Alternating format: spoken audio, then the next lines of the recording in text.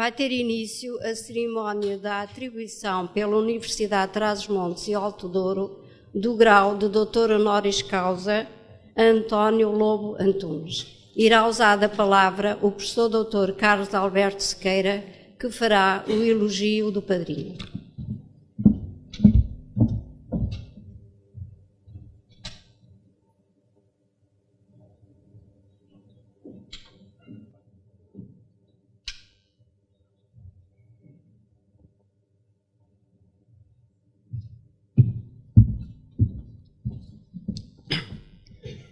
Magnífico reitor, ilustre doutorando honoris causa António Lobo Antunes, magníficos reitores das universidades portuguesas e seus representantes, professor doutor João Lobo Antunes, digníssimas autoridades, meus colegas, minhas senhoras e meus senhores.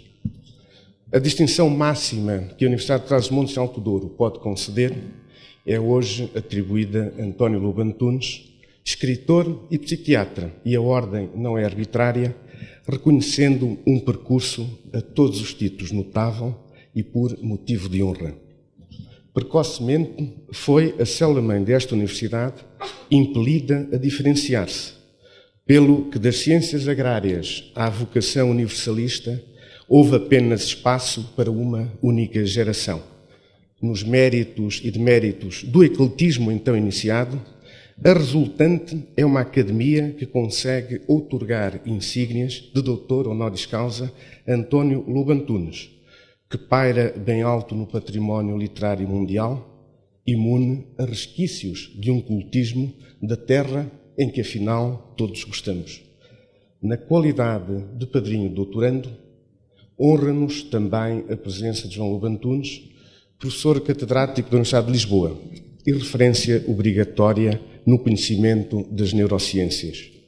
Unicamente a circunstância de a nossa universidade não ter evoluído com ciências médicas, aspiração que o ordenamento do ensino superior manteve embrionária, permite que seja eu a fazer o tradicional elogio ao padrinho.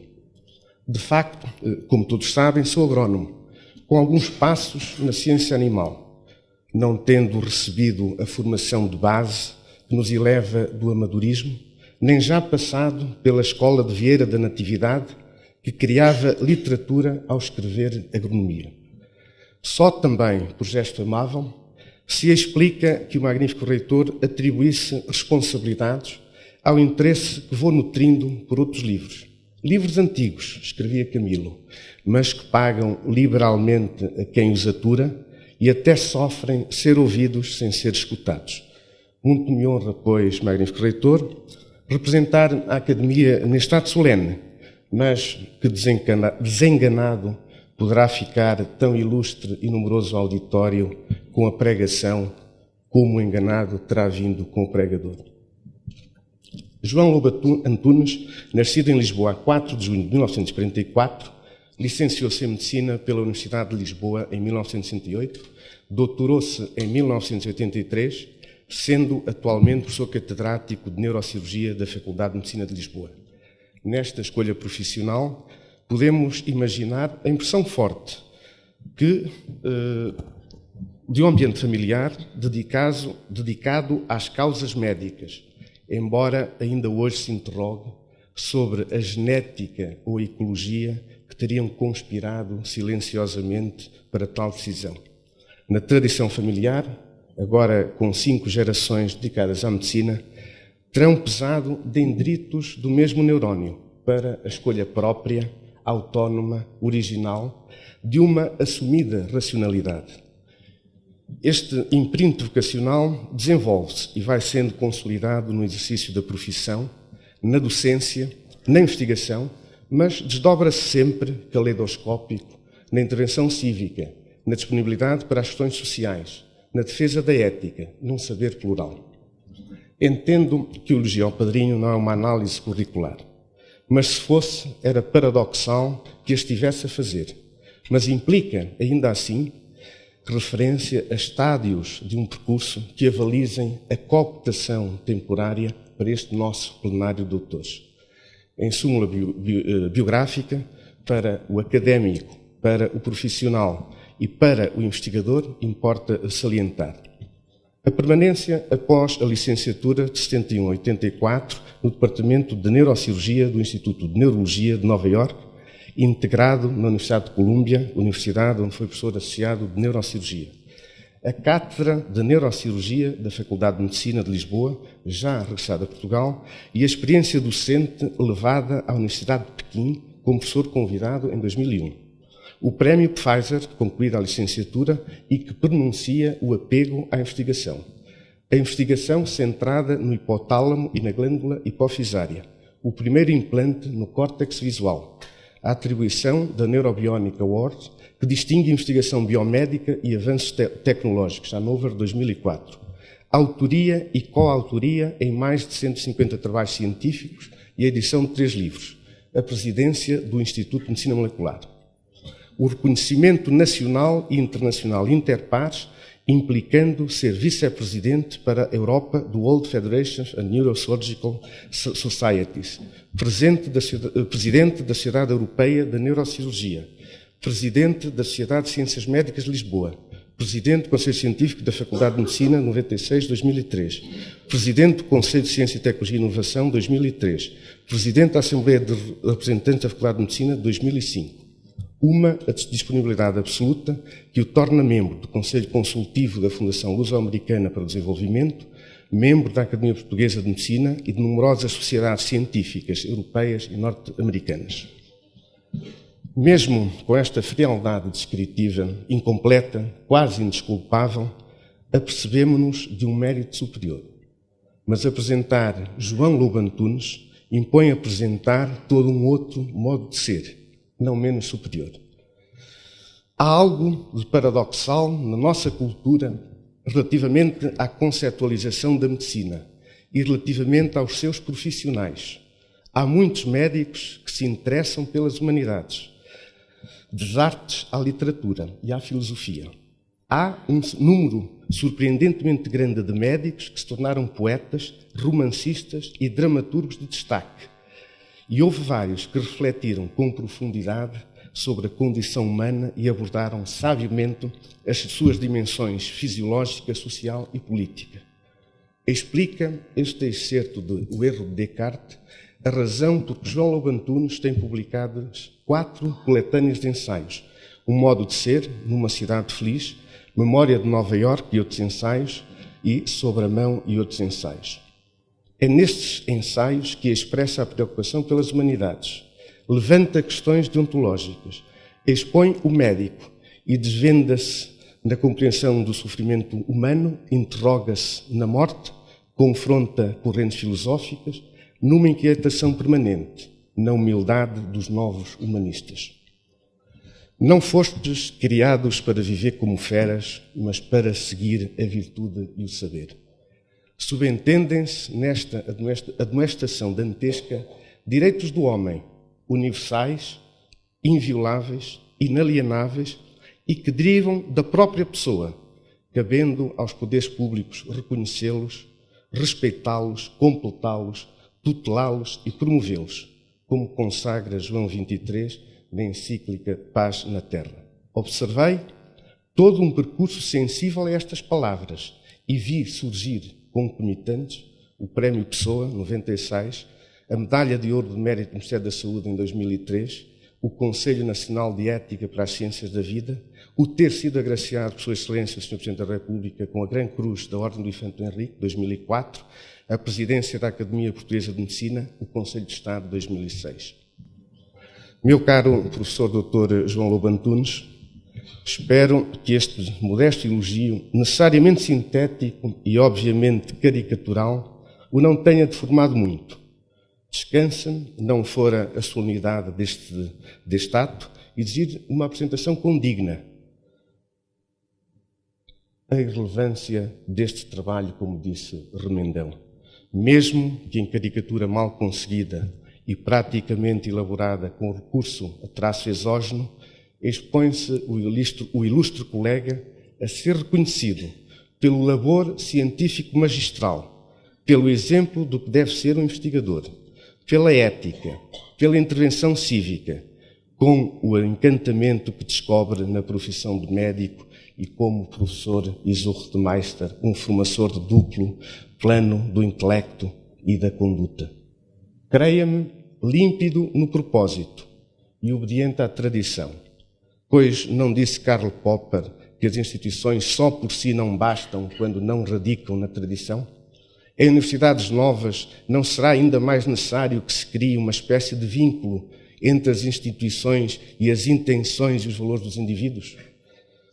Termino com um agradecimento muito sentido por estar nesta aula magna, honrando a Universidade de Trás-os-Montes e Alto Douro incentivando-a já para uma quarta missão, sob a cultura da exigência, como disse, com imaginação, escrúpulo, perícia, persistência, humildade intelectual, raciocínio rigoroso e um juízo lúcido, mas contendo, inevitavelmente, componentes sociais na sua formação.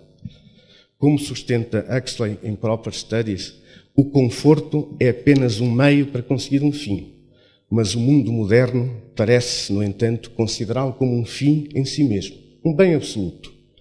Talvez se converta assim num amplo leito de penas, com o homem dormitando em cima, mas com a mente sufocada como desdémona.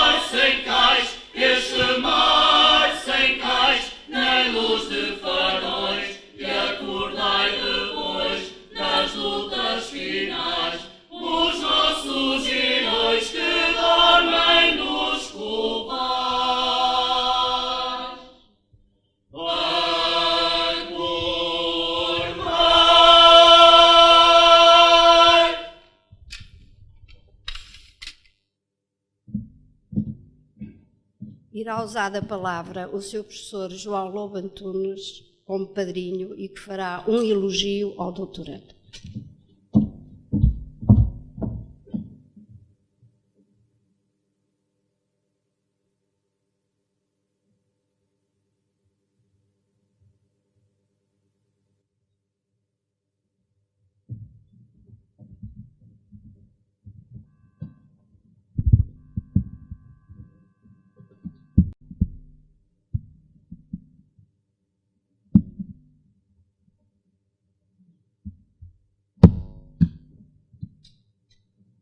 Magnífico reitor da Universidade de Trás-os-Montes e Alto Douro, senhores professores, ilustres convidados, minhas senhoras e meus senhores, António. As minhas primeiras palavras são de agradecimento ao Sr. Professor Carlos Sequeira pela generosidade da sua introdução. Domingo de manhã. Abro ao caso a melhor forma de tomar o pulso a um livro, um volume das Crónicas, página 157. E agora à noite, e eu sem dar por ela. Ainda há um minuto, se tanto, estava muito bem aqui sentada e era dia. O merceeiro aberto, um homem a brincar com o cão, metade da rua, a metade de lá com o sol. A velha do costume a assistir a nada do peitoril. Porque não se passa nada no bairro. Nem uma briga, nem uma discussão, nenhuma dessas mulheres que caminham como cordas que se desenrolam, deixando atrás de si um rastro de assobios de homens, as ordinarices que lhes rebentam na própria boca e as sujam a elas à maneira dos balões das pastilhas elásticas. A assistir a nada do peitoril. Bairro de Benfica, 60 anos atrás, na taxonomia moderna, a ultraperiferia de Lisboa. Numa casa velha de mais de 100 anos, ao que consta ao tempo uma escola, daí o nome que nos envergonhou na adolescência, Travessa do Vintém das Escolas. O quarto era pequeno, 2 camas, 2 cadeiras, 2 estantes. Na parede do meu lado, uma fotografia de Charlie Parker e o seu saxofone, em que nem o chiaro escuro da prova esconde o olhar que contém toda a tristeza do mundo. Num escrito dedicado ao pai, no fim da vida se mudara para o nosso quarto, António escrevera que a fotografia lhe lembrava uma frase de Van Gogh ao irmão: sofremos por conta de uma porção de malandros e safados. Em cada estante, uma biblioteca miniatura. Na de António, os volumes alinhavam-se sem sentido, e se notava qualquer desvio, protestava porque eu lhe mexera nos livros. De facto, crescemos mais com livros que com brinquedos. A licenciatura em Medicina foi uma solução feliz. Afinal, era preciso que se formasse em qualquer coisa que tivesse para sobreviver uma enxada, metáfora tanto ao gosto da nossa mãe. Assim, ele se tornou psiquiatra, a mais literária, por vezes, mesmo só literária, das especialidades médicas. Afinal, a ligação entre a medicina e a literatura é tão antiga como a própria medicina. Apolo, o deus da poesia, era pai de Asclépio, deus bastardo da medicina. Para Chekhov, a medicina era a mulher legítima e a literatura a amante. No caso de António, são ambas, ao mesmo tempo, mulheres e amantes. Como escrevia Torga, que habitava nas nossas 2 bibliotecas, no diário de 20 de janeiro de 1961, quando lhe perguntavam por que seria que a medicina dava, e dava era o termo, tantos escritores, ele respondia: não é ela que os dá, limita-se simplesmente a preservar esse dom aos que nasceram com ele, o que já não é pouco. Por isso, quando se sobrepõe a uma vocação criadora uma condenação clínica, não há dramas sangrentos.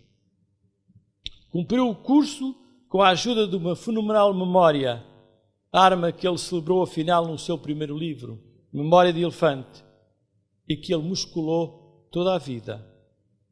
Os jantares de família eram, e agora que partiu o pai e ele ocupa a cadeira de braços, continuam a sê-lo, uma espécie de concerto de amadores, uma desfolhada de poesia ou de longos nacos de prosa de Essa ou Anil. Saber de cor é, etimologicamente, saber com o coração. George Steiner, um dos mais admiráveis maîtres à pensée do nosso tempo e um admirador devotado de António, nota que nem a censura, nem a polícia secreta conseguem calar a poesia lembrada, e os poemas de Mandelstam sobreviveram de boca em boca, e os rabis nos campos de morte eram livros vivos, abertos à consulta dos outros prisioneiros. Parece ser comum saudar-se hoje o escritor inculto e ignorante, elogiar a escrita que não passa de um mero exercício de um virtuosismo mundano. Para estes, a cultura não só é inútil, como perigosa. Nada ficará destes escritores de palavras. Pelo contrário, a cultura de António sempre foi alimentada por um apetite insaciável e omnívoro. E ele é, embora o esconda, um erudito. A sua cultura tem-lhe servido, sobretudo, como instrumento de pesquisa das vidas, todos os sentidos convocados por uma curiosidade sem fim, um ouvido apuradíssimo para todo o linguajar, um olhar sorrateiro que parece dormir, mas é tão traiçoeiro como dos crocodilos que, meio submersos, vão espiando a vítima. Depois, consolado, mergulha na profundidade de si próprio, como dizia outro poeta médico, William Carlos Williams.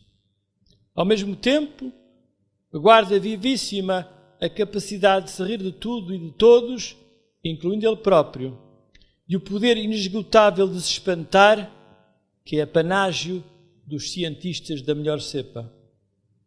Depois de 25 anos de vida em comum, percorridos em órbitas secantes, cada um seguiu o seu caminho. Ele para a África, eu para Nova Iorque. A experiência de África foi decisiva. Atrevo-me a pensar que fez dele um homem e, sobretudo, um escritor. Susan Sontag, e cito-a porque, tal como António, foi distinguida com um dos prémios literários de maior nobreza, o Jerusalem Prize, que no caso do António não mereceu mais entre nós que uma menção distraída, escrevia num livro que publicou pouco antes de morrer: War is a man's game. The killing machine has a gender and it is male. A escrita de António tem o mesmo género. É claramente masculina, mas também, em surpreendente paradoxo, provavelmente poucos põem como ele uma mulher a falar, sem que soe como falsete de travesti ou burla de boneco de ventríloco. Anos depois, viviam então sozinho em Nova Iorque. António foi até lá apresentar um livro. Os Cus de Judas eram crismados agora South of Nowhere. Aliás, a reencarnação da sua prosa nas línguas mais diversas, a traduzibilidade da sua escrita, e o neologismo é forçado, é marca distinta do seu gênio e da universalidade da sua prosa. Uma confidência. Quando em país estrangeiro entro numa livraria, e faço sempre, porque alguém me ensinou a marcar cada viagem pela compra de um livro, procuro as suas obras. A última vez, há poucas semanas, foi em Itália. E desta vez eu encontrei num cânon que compilava os livros que era indispensável ler antes de morrer.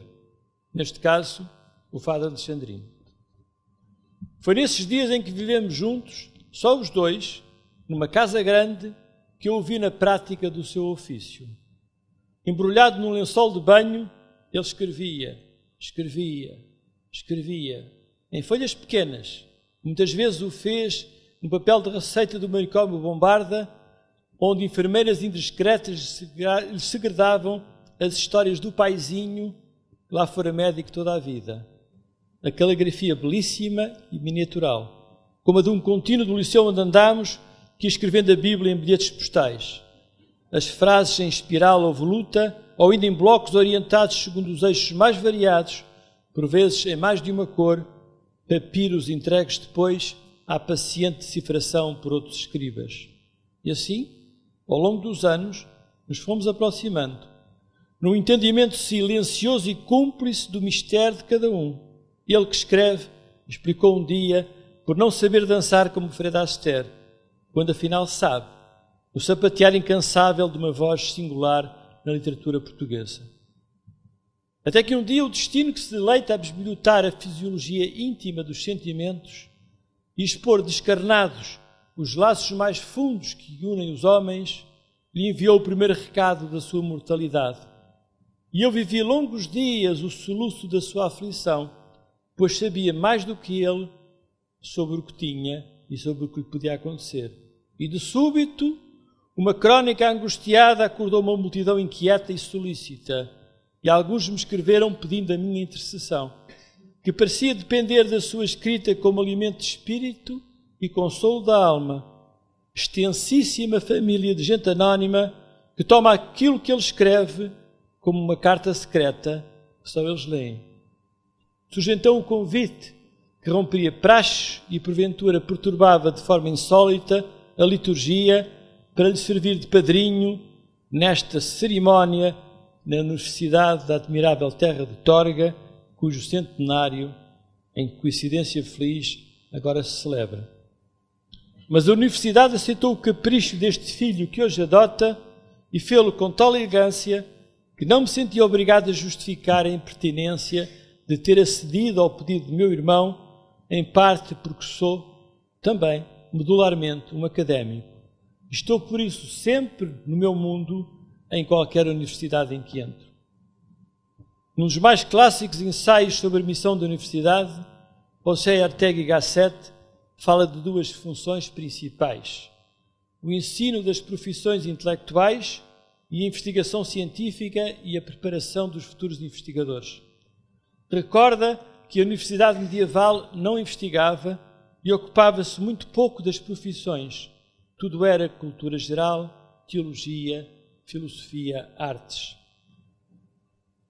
É, no fundo, a Universidade Medieval que hoje aqui renasce, nesta celebração da vagabunda ocupação de escrever. Porque, afirma Dom José, a cultura é o que nos salva do naufrágio vital.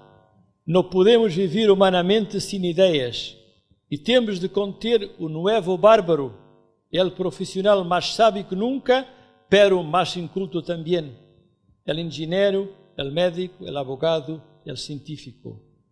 Quase um ano antes, Henry, cardeal Newman, numa outra obra fundamental, The Idea of University, chamava a atenção para a importância do conhecimento como um fim em si mesmo, citando Cícero, para quem isto dizia respeito, em primeiro lugar e acima de tudo, à natureza humana.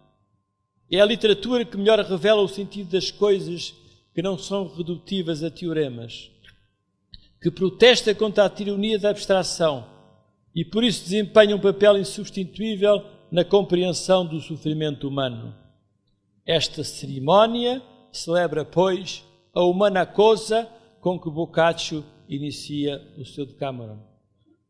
É a celebração da força da palavra com que se escreve o amor e o ódio, as virtudes teologais e os pecados capitais, o desprezo absoluto e a indizível ternura, as grandes pulsões do espírito e os sentimentos mais microscópicos, o grito e o murmúrio, o sublime e o ridículo, o que é visível e o que se esconde por detrás da aparência mais inocente, a mais nobilíssima visão e a mais abjeta confidência. De tudo isto, e muito mais, António tratou, usando como instrumento de admirável ductilidade que é a língua portuguesa, língua que ele, reconhecem nos especialistas, constantemente reinventa. E por isso ele é, na contemporaneidade, o grande inovador da nossa linguagem. E a abundância daqueles que o imitam é a prova da sua mestria, pois o imitatio é sempre consequência inevitável do verdadeiro magistério. Ítalo Calvino, quando procurava explicar por razão porque se devem ler os clássicos e a forma de os reconhecer, citava, entre outros critérios, que o clássico, quando lido a primeira vez, nos dá a sensação de já os termos lido antes. Isto sucede na obra de António porque é este um outro critério, o que ele escreve, diz respeito a todo o universo, o que lhe dá um peso talismânico, e se a sua criação descobre um mundo que inventou novas formas de martírio e solidão, o mundo da modernidade áspera, indiferente, dos encontros que nunca floriram, ele deu voz a quem nunca a teve na ficção contemporânea. Por ele, falam assim os mudos que ninguém quer escutar. Ainda, domingo de manhã, volto de novo às crónicas. Recuo 4 páginas e leio. Gosto de Virginia Woolf, não tanto pelos livros, mas porque ouvia os pássaros cantando em grego, eles que normalmente, como toda a gente sabe, usam o egípcio quando em liberdade e o latino nos poleiros. Em que ligam, comunicam connosco os pássaros de vidro e os de feltro em guiolas douradas da loja dos chineses ao pé do sítio onde escrevo. Os pombos cantam rodas dentadas de relógio avariado. O relógio de parede da casa do meu avô não contava, limitava-se a anunciar sou gordo, a cada badalada pomposa. Entretanto, digo-vos eu, os neurobiologistas estão preocupados como ele com a explicação dos pássaros, investigando se o som dos pássaros é música ou linguagem. O Rochinol, por exemplo, organiza os elementos das suas canções em hierarquias e segue regras no modo como as constrói, em tudo semelhantes às que usamos na sintaxe. Outros pássaros, da família das cotovias, têm um repertório de mais de 20.000 canções que nunca repetem. Sentado à sua mesa, António ouve outros ruídos e termina assim a crónica que começou com os pássaros de Virginia Woolf. Os pombos cantam rodas dentadas de relógio avariado. e os de feltro. Perdão. O relógio da parede de casa de meu avô não cantava, limitava-se a anunciar: sou gordo, a cada badalada pomposa. Entretanto, digo-vos eu, os neurobiologistas estão preocupados com a explicação dos pássaros, investigando se o som dos pássaros é música ou linguagem.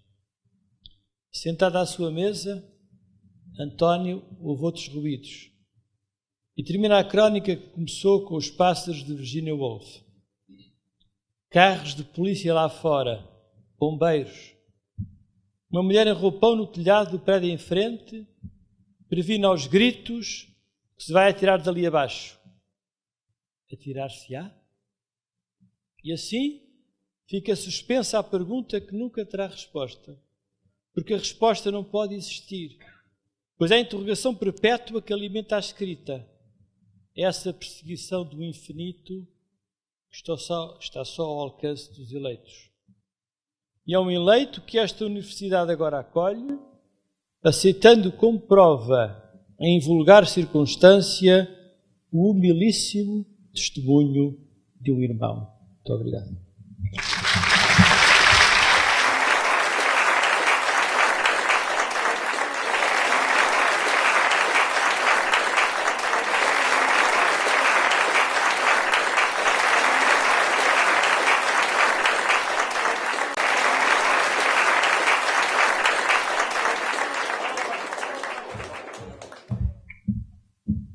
Vai usar da palavra o segundo orador, o professor Fernando Moreira, que fará o elogio ao doutorando.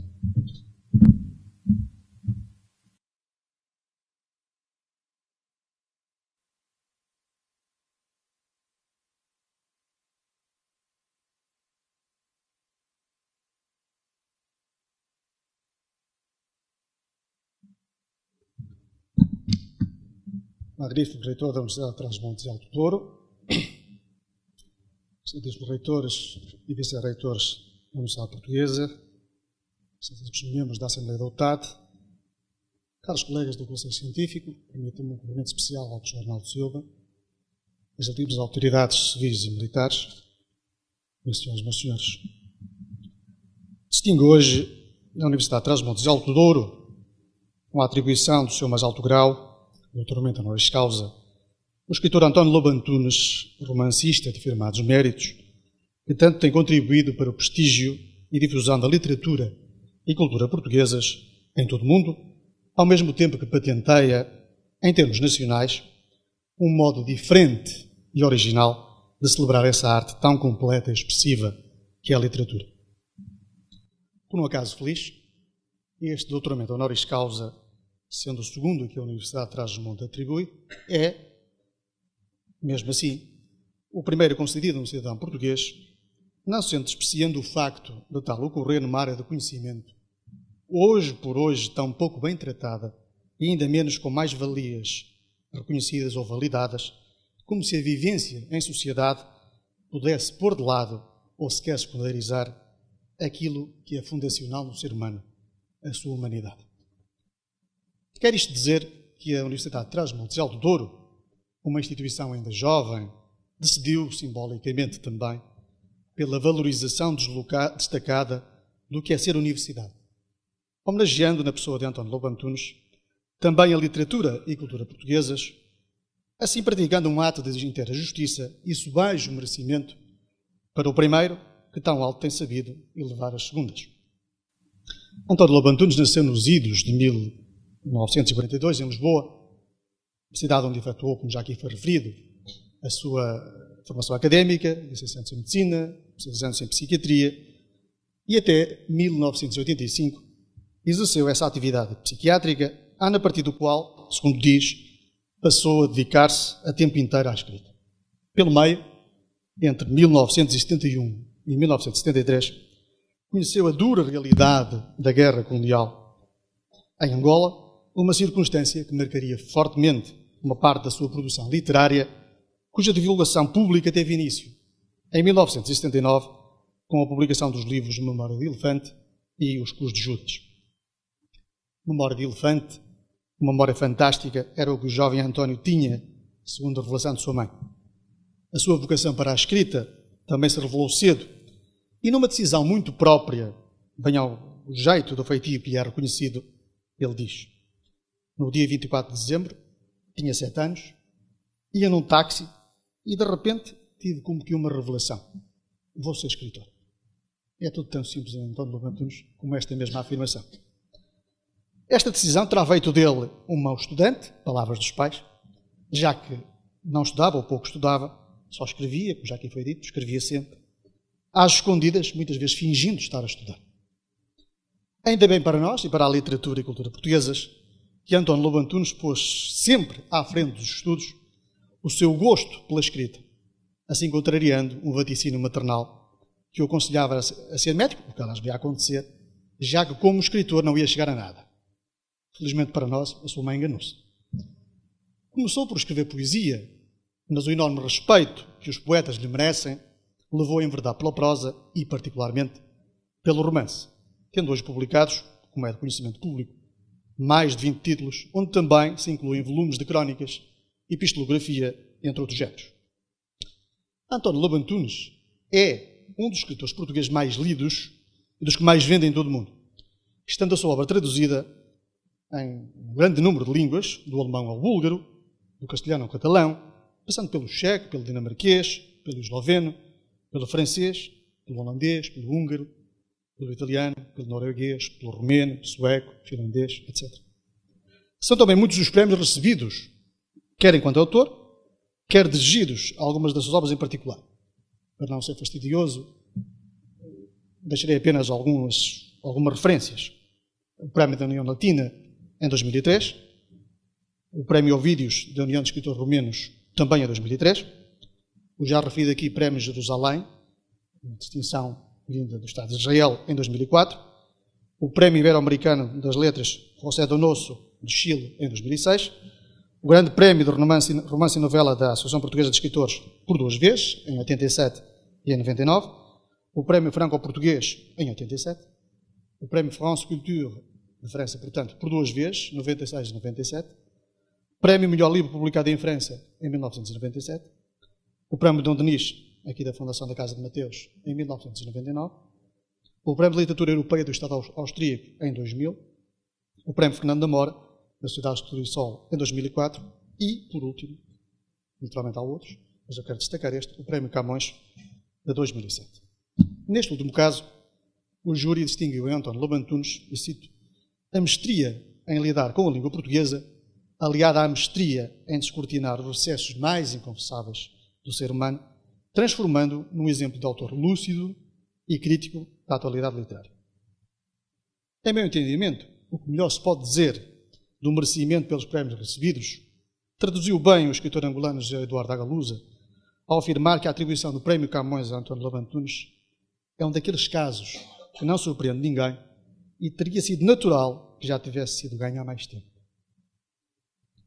A sua obra tem sido objeto de muitas teses de mestrado e de doutoramento, não só em Portugal, mas também no Brasil, por exemplo, ou em França, mesmo até na Austrália, havendo uma verdadeira legião de investigadores que sobre ela têm refletido, atestando a sua enorme qualidade literária e mestria de escrita. António Lobo Antunes é considerado um escritor para 3 gerações de leitores. Os temas dos seus livros sustentam esta afirmação.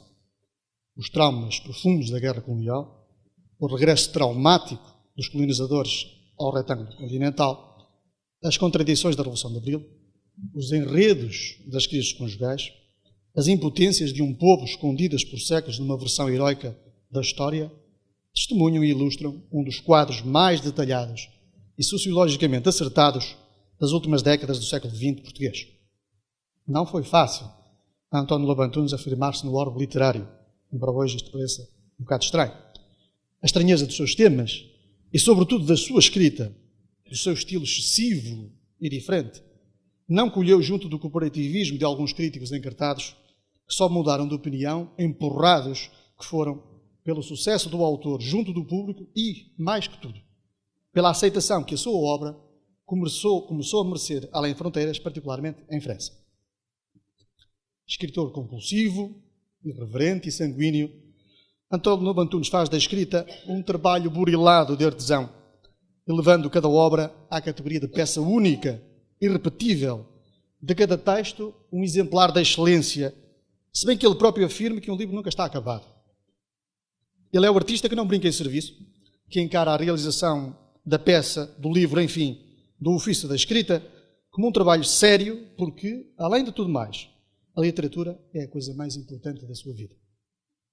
Há na sua obra uma permanente renovação linguística, apesar de não trabalhar com dicionário ou gramática, ou talvez por isso mesmo, que faz dela a expressão terna e feliz de uma relação conflituosa entre palavras que marcam o tempo e o espaço, também os agentes participantes desse conflito permanente que traduz uma multiplicidade de relações e de sentidos que só uma ousadia criativa e generosa, sem limites, seria capaz de colocar no papel. A escrita, para António Lobo Antunes, é a tarefa de uma vida.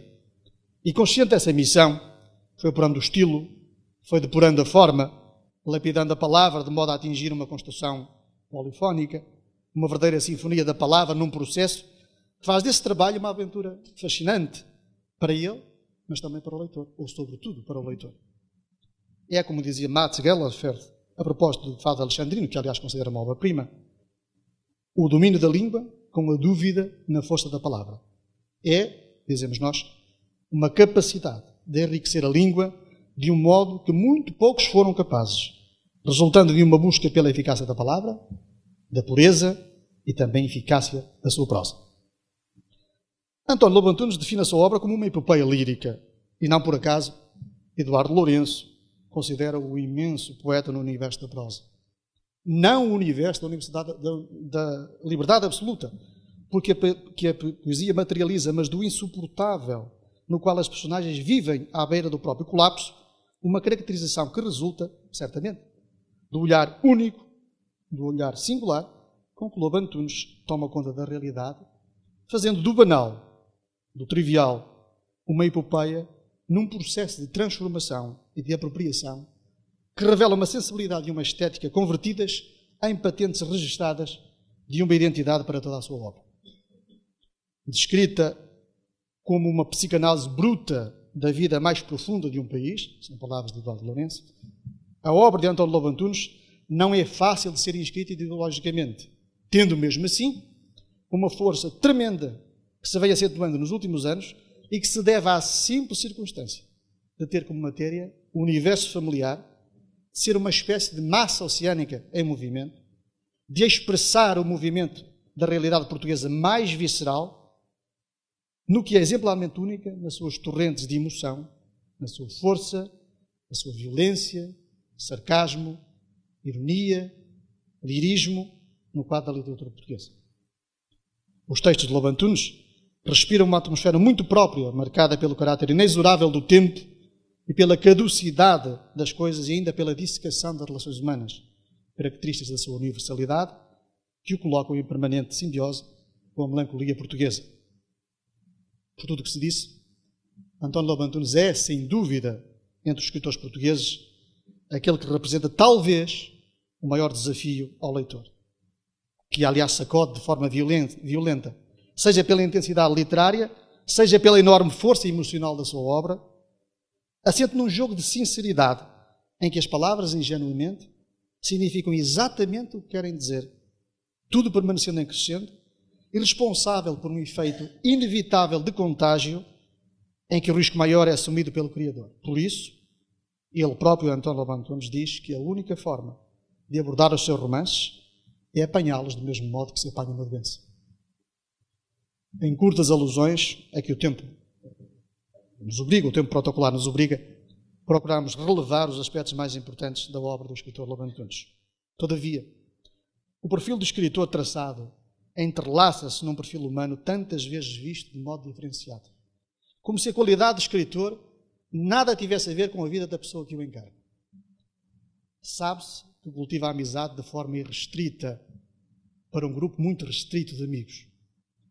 Sabe-se que a ternura que reclama para a sua obra só pode ser a panágio de quem vive eternamente. Sabe-se que cultiva um perfil de austeridade, de rigor, de irreverência, que tem por detrás a marca da verdade. Sabe-se, enfim, que é um homem superior porque superior é o homem que valoriza a humanidade das pessoas. Acreditamos, por isso, que, como escreveu o seu próximo livro, que sairá em outubro, tem a melhor prosa que fez até hoje, porque, segundo as suas palavras, parece recitado por um anjo. Foi nessa crónica que foi aqui referida que escreveu isto. Ficamos, pois, à espera desse librete celestial, porque confiamos na esteira de um Salvador Dalí. O importante para o pintor, para o escritor e para o cirurgião é o anjo que lhes guia a mão. Não poderia terminar sem referir que teria sido natural, se este fosse um país como os outros, que António Lobo Antunes já tivesse recebido um honoris causa há mais tempo.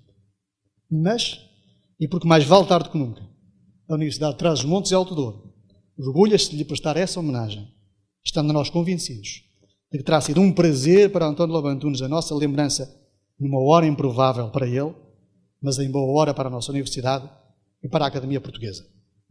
É, por isso, imenso o nosso reconhecimento e muito sincera e sentida a nossa homenagem. Muito obrigado.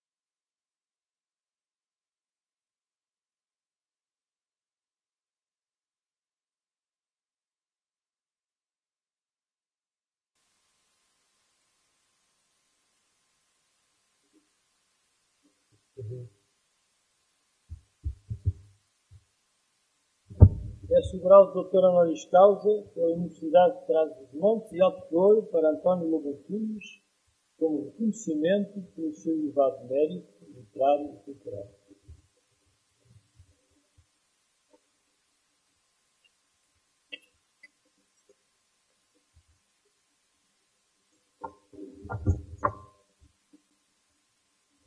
Eu, Armando Mascarenhas Ferreira, reitor da Universidade de Trás-os-Montes e Alto Douro, com a autoridade que me foi concedida pela Academia, proclamo António Lobo Antunes, doutor honoris causa, por esta Universidade.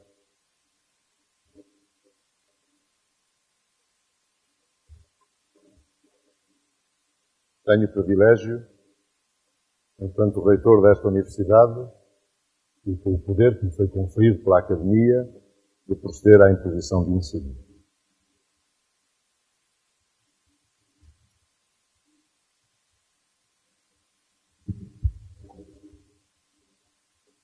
Epitós.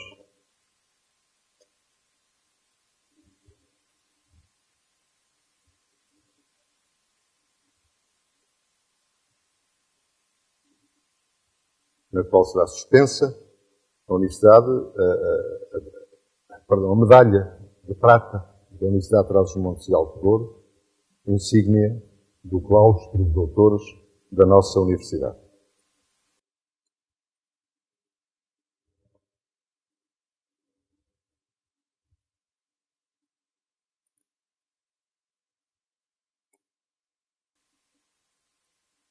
O anel, símbolo da colegialidade com os nossos doutores. E peço ao professor doutor João Lobo Antunes que me dê a honra de lhe entregar.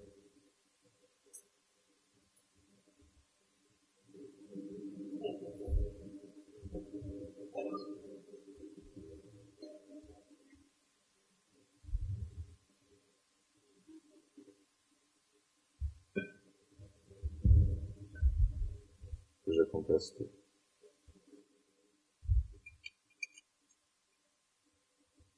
O livro de ciências. O livro da ciência. Espelhos. Uma fisga e poesia.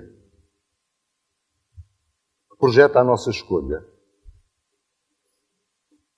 É o resultado de um apelo. É o olhar de alguns dos seus leitores mais apaixonados.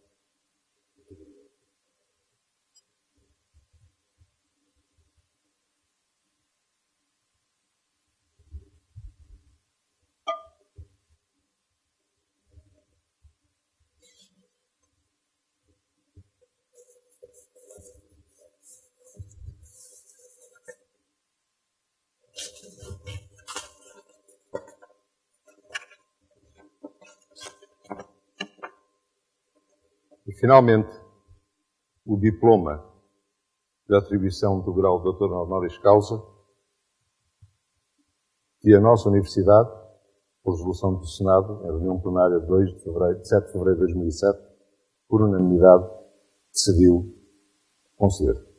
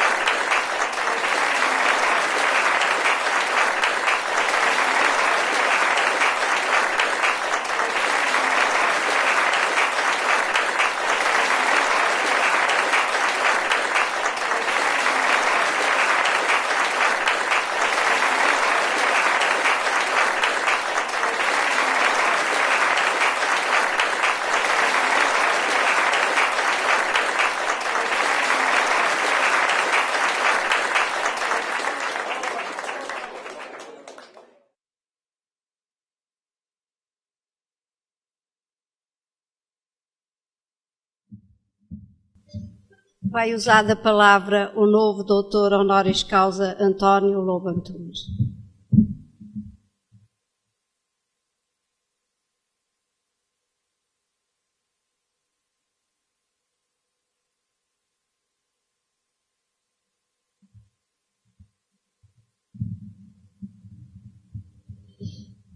Magnífico reitor da Universidade de Trás-os-Montes e Alto Douro, magnífico reitor e vice-reitor da Universidade de Coimbra, ilustres académicos, autoridades civis e militares, minhas senhoras, meus senhores, permitam-me primeiro duas breves referências. A primeira ao professor Lobo Antunes, a quem pedi fosse meu padrinho, não por ser meu irmão, não pelo amor que tenho por ele, mas pela profunda admiração e pelo profundo respeito que tenho pelo seu trabalho, pela sua obra e pela sua personalidade. É um homem de uma dimensão muito rara entre nós e de uma medida difícil de encontrar em Portugal. Tem qualidades portentosas e dos defeitos não cura agora, porque me parece que, tal como os automóveis, nós temos os defeitos das nossas qualidades, ou seja, temos os travões adequados à potência do motor. A segunda referência para o professor Henrique Bicha Castelo, que salvou a minha vida, foi de um apoio, de uma ternura e de um amor extraordinários, e a cujas mãos artistas devo estar aqui.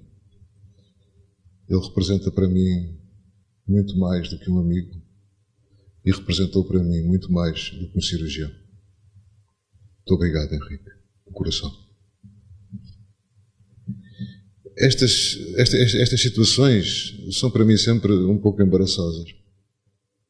E já que estávamos nos automóveis, veio-me à cabeça um corredor de Fórmula 1 que se chamava Jim Clark, que morreu, aliás, num acidente, numa corrida de Fórmula 1, que dizia ao comendador Ferrari: o senhor é muito mau homem de negócios, porque me comprou um bilhete de ida e volta sem saber se eu saía vivo da corrida.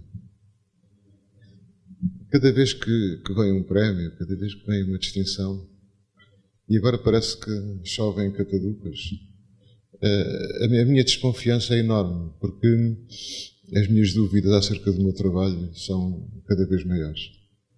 Cada vez me ponho mais em questão e cada vez me sinto mais humilde, porque cada vez me é mais óbvio e claro que sei muito pouco sobre o que é escrever. Que a minha ignorância é muito grande e o meu receio permanente de que a voz que me dita se interrompa de súbito é constante. Antes de entrar para aqui, fui abordado por uma breve entrevista para a SIC, em que a jornalista me perguntou se eu tinha alguma coisa na calha. E eu respondi naturalmente, não tinha nada na calha porque não era carro elétrico. Mas eu não queria sequer fazer humor. É de facto assim, porque antes do livro estar acabado, nós não sabemos sequer se é um livro. E mesmo depois de estar acabado, muitas vezes também não. Parece-me hoje em dia que não escrevo romances. Não sei como qualificar, como classificar aquilo que tento fazer. Evidentemente que o meu sonho seria conseguir pôr a vida inteira entre as capas de um livro. Seria mudar o rumo da literatura, fazer romances, ensaios, etc. Há mil maneiras de mudar a literatura. Qualquer grande escritor o faz. Chekhov fez, Tolstói fez, tanto se faz. Desde que sejam fiéis a si próprios, fazem inevitavelmente sempre. Portanto, eu julgo que este tipo de cerimónias para mim representam cada vez mais um exercício de humildade. A minha vida acaba por girar em torno daquilo que possa ou não possa escrever e o medo de não ser capaz de escrever é constante. Acompanha-me sempre. E, portanto, muitas vezes quando vêm as distinções, estava-me a lembrar do Prémio Jerusalém, estava-me a lembrar do Prémio Europeu, de outros também, o meu sentimento era, não seria uma fraude? Não estarão todos enganados a meu respeito? Não será ainda demasiado cedo para se poder ajuizar? Porque, sinceramente, parece-me ainda demasiado cedo para se poder ajuizar do trabalho de qualquer um de nós, seja ele qual for. Só o tempo jurará isso. Quando há pouco tempo o Henrique me operou e de súbito fui confrontado, como ele dizia, com a minha finitude, o que eu pensava dentro de mim era ao menos que eu pudesse acabar este livro, ao menos que eu pudesse acabar este livro. Claro que agora tomei-lhe o gosto e peço ao menos que eu possa escrever mais 3 ou 4. Não sei se isso, espero em Deus que isso venha a ser possível, porque de outra maneira, mesmo que seguisse vivo, a minha vida perderia todo o sentido. Julgo que eu construí desde que me conheço no sentido de escrever, e julgo que não sei fazer mais nada e que não sirvo para mais nada. E que sou um completo inútil, não tenho telemóvel, não tenho cartão de crédito, não tenho cartão multibanco, não tenho nada disso. Tenho uma vida de homem primitivo e passo de facto o tempo a fazer redações e a escrever, porque isso é o que dá sentido e direção aos meus dias. Portanto, eu o ia feito de qualquer forma, e durante anos fazia-o à noite, fazia-o aos fins de semana. Agora sou pago para o fazer, é uma situação extraordinária. Pagarem para fazer aquilo que eu faria, tendo de pagar para o fazer. E nesse sentido considero-me um privilegiado. Acompanha-me sempre o terror, o medo de não ser capaz, acompanha-me sempre a dúvida. E eu reler durante as correções, que são intermináveis, porque escrever não é muito complicado, difícil é corrigir. Acompanha-me sempre. Será isto bom? Eu nunca visitei os livros antigos, a não ser com os tradutores, que me põem questões do género, um tradutor israelita, como é que eu traduzo coisíssima nenhuma? Ou de um outro tradutor que me perguntava, alto lá com o charuto, como é que isto se traduz? Nessas alturas, sim, há uma visita aos livros e sinceramente às vezes surpreende-me porque eu não sei escrever tão bem como está lá escrito. Daí me parecer que há um anjo qualquer que, se nós trabalharmos muito, acaba por nos ditar as palavras que escrevemos. Não quero alongar muito tempo nem tomar o vosso tempo.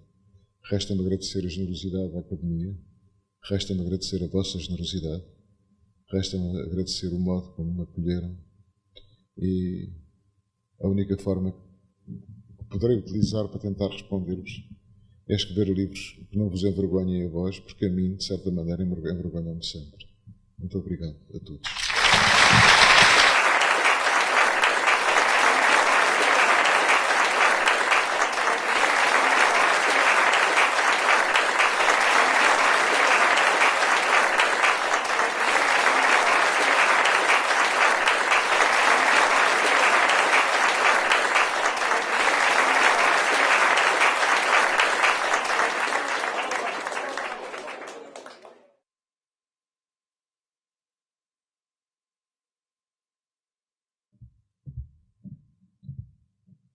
Vai-se proceder à assinatura da ata da concessão do grau de doutor honoris causa que acabou de ser atribuído a António Lobo Antunes.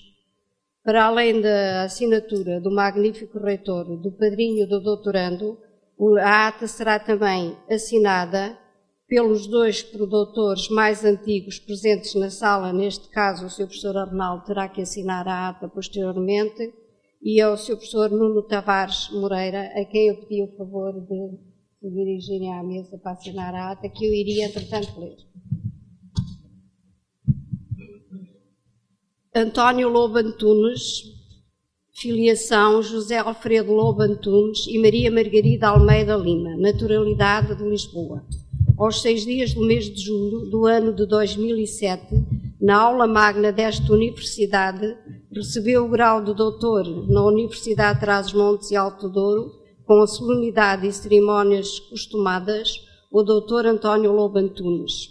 Conferiu-lhe o grau como reitor o excelentíssimo Sr. Professor Dr. Armando Mascarenhas Ferreira, o qual o condecorou com as insígnias doutorais, o que assim se fez. Acompanhou e apresentou o doutorando neste ato o excelentíssimo Sr. Professor Dr. João Lobo Antunes. Foram oradores os doutores Carlos Alberto Sequeira e Fernando Alberto Torres Moreira. E serviram de testemunhas os 2 professores catedráticos mais antigos da Universidade presentes no ato, os doutores Arnaldo Alves Dias da Silva e Nuno Manuel Vasconcelos Tavares Moreira.